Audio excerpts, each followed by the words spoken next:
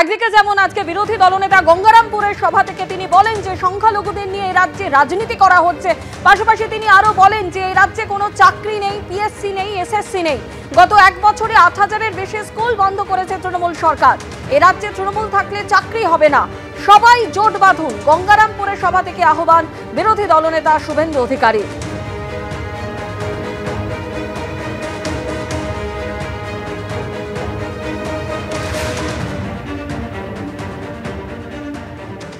শুভেন্দু অধিকারী একদিকে যখন বলছে যে এই রাজ্যে সংখ্যালঘুদের নিয়ে রাজনীতি করা হচ্ছে, অন্যদিকে আজকের এই গঙ্গারামপুরের সভা থেকেই এই সংখ্যালঘুদের প্রসঙ্গে বিরোধী দলনেতার পাশাপাশি সুকান্ত মজুমদার তিনি কি বলছেন শোনাবো।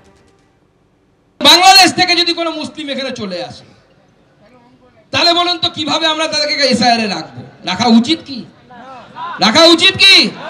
তাদের নাম আমরা রাখবো না, কিন্তু যারা ভারতীয় মুসলমান তারা ভারতবর্ষে ছিলেন, আছেন, আগামী দিনেও থাকবেন। এটা নরেন্দ্র মোদীর গ্যারান্টি, ভারতীয় জনতা পার্টির গ্যারান্টি। আমরা প্রকৃত ধর্মনিরপেক্ষ, ওরা ছদ্ম ধর্মনিরপেক্ষ। ওরা হিন্দু মুসলিমের মধ্যে লড়াই বাঁধাতে চায়, আমরা লড়াই বাঁধাতে চাই না। আমরা নরেন্দ্র মোদীর মন্ত্র সবার সাথ, সবার বিকাশ, সবার বিশ্বাস এই এবং সবার প্রয়াসের মন্ত্র নিয়ে এগিয়ে যায়। তাই এসআইআর নিয়ে ভয় পাবেন না। 2002-এ আপনার নাম আছে, আপনার নাম এমনি এবার উঠে যাবে। আপনার নাম নেই, আপনার বাবা মার নাম আছে, আপনার নাম এমনি উঠে যাবে। কিন্তু যাদের 2002-এ নাম নেই, বাবা মারও নাম নেই, তারা দুই ক্যাটাগরিতে পড়তে পারেন। হয় হিন্দু হতে পারেন, নয় মুসলমান হতে পারেন। মুসলমান হলে বাংলাদেশ থেকে এসেছেন, হিন্দু হলেও অনেকে বাংলাদেশ থেকে উদ্বাস্তু আসতে পারে। সেই উদ্বাস্তুদেরকে আমরা সিএ এর ব্যবস্থা করেছি। নরেন্দ্র মোদী তাদেরকে অধিকার দিয়েছে যে তারা এই ভারতবর্ষেই থাকবে, ভারতবর্ষের নাগরিক হবে, ভারতবর্ষে ভোট দেবে। এবারের লড়াই আমাদের আর পারের লড়াই। এবং শুভেন্দু দা, আমি, আমাদের রাজ্য সভাপতি সবাই মিলে, সকল নেতৃত্ব মিলে একসাথে প্রতিজ্ঞা করেছি যে এইবার মমতা বন্দ্যোপাধ্যায়ের এই চোর সরকারকে আমরা উৎখাত করে তবেই ফেলবো, তবেই শান্তি হবে আমাদের, নচেত আমাদের শান্তি নেই। এখন তৃণমূল কংগ্রেস এসআইআর নিয়ে ভয় দেখাচ্ছে, আপনাদেরকে ভয় দেখাবে। ভয় পাবেন না। আমি বহুবার বলেছি, আবার বলছি, এসআইআর নিয়ে ভয় পাওয়ার কিচ্ছু নেই। তৃণমূল কংগ্রেস হিন্দু মুসলমানদের মধ্যে ভাগ করার কথা বলবে, বলে মুসলমানদের নাম বাদ দিয়ে দেবে। আমাদের বেশ কিছু সংখ্যালঘু ভাই, সংখ্যালঘু কর্মী এখানে এসছেন, তাদের আপনি আশ্বস্ত করছি, তারা ভারতীয় নাগরিক। যারা ভারতীয় নাগরিক, সেই হিন্দু হোক আর মুসলমান হোক, তার নাম ভোটার লিস্ট থেকে বাদ যাবে না, সে গ্যারান্টি ভারতীয় জনতা পার্টি দিচ্ছে।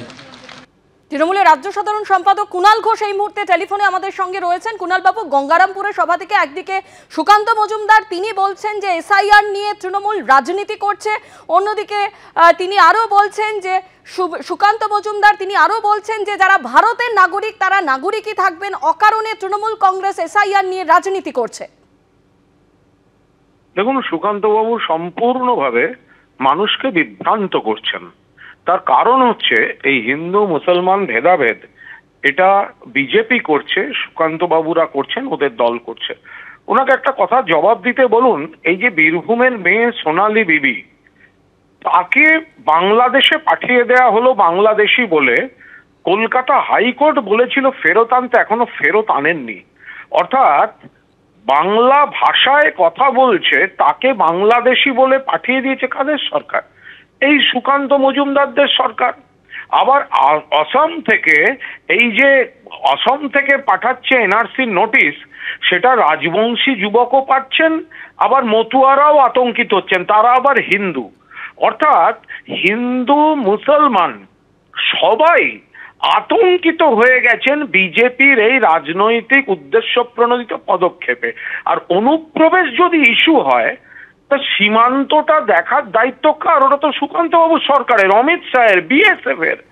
যদি অন্য দেশ থেকে কেউ ঢোকে, সে তো ত্রিপুরাতে কিছুদিন আগে রোহিঙ্গারা ধরা পড়েছে, তো ত্রিপুরা কাদের রাজ্য? তো যারা ঢুকছে অনুপ্রবেশকারী, তার মানে তো অমিত শাহ এবং বিএসএফ কেন্দ্রীয় সরকার ব্যর্থ। এইসব থেকে নজর ঘোরাতে তারা হিন্দু মুসলমান, এসআইআর, সিএএ, এনআরসি এইসব করতে যাচ্ছেন। বাংলার 100 দিনের টাকা দেবে না, আবাসের টাকা দেবে না, বাংলা ভাষাকে অপমান করবে, আর মানুষের মধ্যে ভেদাভেদ করে নিজেরা এইসব পরিস্থিতি তৈরি করতে গেছে। সুকান্ত বাবুকে জিজ্ঞেস করুন সোনালী বিবি কবে ফিরবে। কেন সোনালী বিবি একজন অন্তঃসত্ত্বা বীরভূমের মহিলা বাংলা ভাষায় কথা বলে বলে মুসলমান বলে ঢুকিয়ে দিয়েছে বাংলাদেশে, কবে ফেরাবে তার উত্তরটা সুকান্ত মজুমদার আগে দিক। কুণাল দা, আপনি আমাদের সঙ্গে থাকুন, পাশাপাশি আপনাকে শোনাবো যে আজকে বিরোধী দলনেতা শুভেন্দু অধিকারী তিনি আরো বলেছেন যে গ্রামে জোট বাঁধুন আমার পাড়া তৃণমূলকে তারা। অন্যদিকে তিনি এই অভিযোগও করেছেন যে তৃণমূল কংগ্রেস ধর্ষকদের পার্টি। ঠিক কি বলেছেন আপনাকে আগে শোনাবো। তৃণমূল মানে হলো ধর্ষকদের পার্টি। ধর্ষকদের পার্টি বিরাট লম্বা তালিকা, বলতে গেলে শুধু নারী নির্যাতন আর ধর্ষণের উপরে 1 ঘন্টা বেশি সময় চলে যাবে। পার্ক স্ট্রিট, কামদুনি, কাকদ্বীপ, কাটোয়া, কোথায় ঘটেনি বলুন? সম্প্রতি যা ঘটেছে কালিয়াগঞ্জ, রাজবংশী পরিবারের মেয়ে ক্লাস 12-এর ধর্ষণ করে খুন করলো, পুকুরে দেহ ভাসলো। নমশূদ্র পরিবার, বাচ্চা মেয়ে 9 বছর 9 ক্লাসের, তাকে জন্মদিনের পার্টিতে ডেকে পঞ্চায়েত মেম্বার তৃণমূলের ছেলে ধর্ষণ করলো, গায়ে মদ ঢেলে দিল, বিনা চিকিৎসায় সারা রাত্রি ছটফট করে এই নমশূদ্র তফসিলি পরিবারের বাচ্চা মেয়েটি মারা গেল, পুড়িয়ে দিল শ্মশানে। ডেথ সার্টিফিকেটটা পর্যন্ত নেই। সিবিআই হলো, পঞ্চায়েত মেম্বারের বেটা জেলে, আর মমতা বলল লাভ অ্যাফেয়ার্স, প্রেমের গল্প। এই হলো বাংলার মুখ্যমন্ত্রী। জোট বাঁধুন সবাই, শুধু টাটা গোষ্ঠীকে তাড়ানো নয়, এই 14.5 বছরে মোট 6888টা কারখানাকে মমতা ব্যানার্জির সরকার তার দল পশ্চিমবঙ্গ থেকে তাড়িয়ে দিয়েছে। ডাবর চলে গেছে মধ্যপ্রদেশে, জুট মিল বন্ধ হয়ে গেছে, পেট্রোকেমিক্যাল চলে গেছে উড়িষ্যাতে। এই রাজ্যে সব নাই রাজ্যে পরিণত হয়েছে। তাই গোটা গ্রামে গ্রামে আপনাদেরকে জোট বাঁধতে হবে। ওরা একটা কি কথা বলছে না, পাড়ায় সমাধান, আর আপনারা কি বলবেন?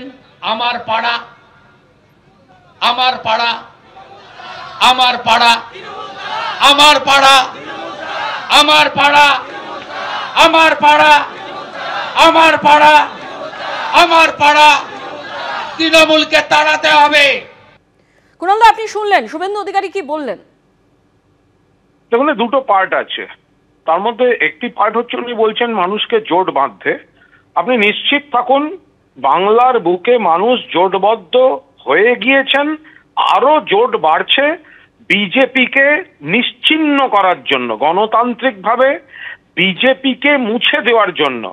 26 সালের পর মুখ্যমন্ত্রী মমতা বন্দ্যোপাধ্যায় থাকবেন, কিন্তু বিরোধী দলনেতা হতে গেলে যে কজন এমএলএ চাই সেটাও বিজেপি পাবে না। বিরোধী দলনেতা কোনো পদ থাকবে না, কারণ বিজেপি বাংলার প্রতি বঞ্চনা করে, বিজেপি শত্রু। 2, নারীর নির্যাতন নিয়ে বললেন, 34 বছরের থেকে এখন অনেক কম, অন্য রাজ্যের থেকে কম। আমরা চাই একটাও যেন না হয়। পুলিশ ব্যবস্থা নিচ্ছে। শুভেন্দুবাবু বললেন না তো যে ডবল ইঞ্জিন সরকারগুলোয় কি চলছে? সর্বশেষ গতকাল মহারাষ্ট্রে পুলিশ অফিসার লাগাতার ধর্ষণ করেছে, সরকারি হাসপাতালের মহিলা চিকিৎসক সুইসাইড করেছেন হাতের তালুতে, তার সুইসাইড নোট রেখে গেছেন। ওড়িশায় পুরীর সমুদ্র তটে পর্যটক ধর্ষিতা হচ্ছেন। উন্নাও, হাতরাস, গুজরাটের যারা ধর্ষক খুনি তাদের জেল গেট খুলে বিজেপি গভর্নমেন্ট ছেড়ে দিয়েছে, সুপ্রিম কোর্টকে হস্তক্ষেপ করে ফিরিয়ে আনতে হয়েছে। আমাদের দেশের সোনার মেয়ে কুস্তিগির তাদের লাগাতার শ্লীলতাহানি করেছে, অভিযোগ হচ্ছে বিজেপির এমপির বিরুদ্ধে। তার বিরুদ্ধে অ্যাকশন না নিয়ে প্রধানমন্ত্রী স্বরাষ্ট্রমন্ত্রীর পাশে দিনের পর দিন বসে থেকেছেন লোকসভায়। সারা দেশ জুড়ে বিজেপি শাসিত রাজ্যে নারী নির্যাতন চলছে, আর এখানে সামাজিক কোনো বিচ্ছিন্ন খারাপ ঘটনা ঘটলে পুলিশ শুধু অ্যারেস্ট করছে না, as early as possible trial শেষ করে ফাঁসির আদেশ কোর্ট থেকে আদায় করে আনছে।